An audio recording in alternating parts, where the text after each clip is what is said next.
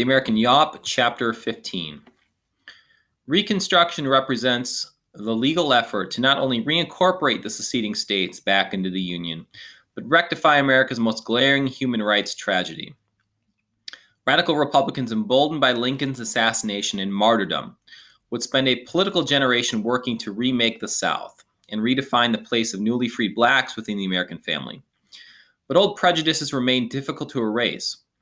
Efforts to secure voting rights for black men, efforts to grant black families small tracts of land, and efforts to protect the civil rights of the newly freed people represented an uphill battle in a segment of the country whose social and economic structures had been turned upside down. The 13th and 14th Amendments to the United States Constitution, along with the Civil Rights Act, promised black equality across the nation, but proved difficult to enforce on a local level, even with federal troops on the ground.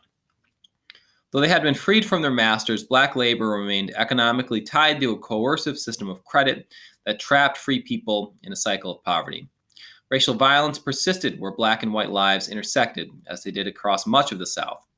Terrorism by groups like the Ku Klux Klan and the ever-present threat of the lynch mob reveal the persistence of the white supremacist worldview long after the Confederates laid down their arms.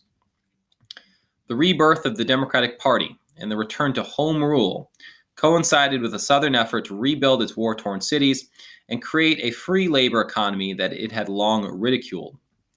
Republican reform efforts would abate in the face of economic challenges back home and political reality just over a decade after the end of the Civil War.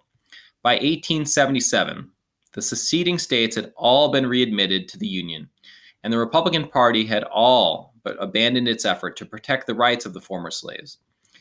Though they had been forced to ban slavery and admit black men as citizens, the old Confederate states had largely returned power to white supremacist politicians, both locally and within the United States Congress. These men worked publicly and privately to sharply limit the rights of newly freed blacks in the post-war era. The era of Jim Crow had begun.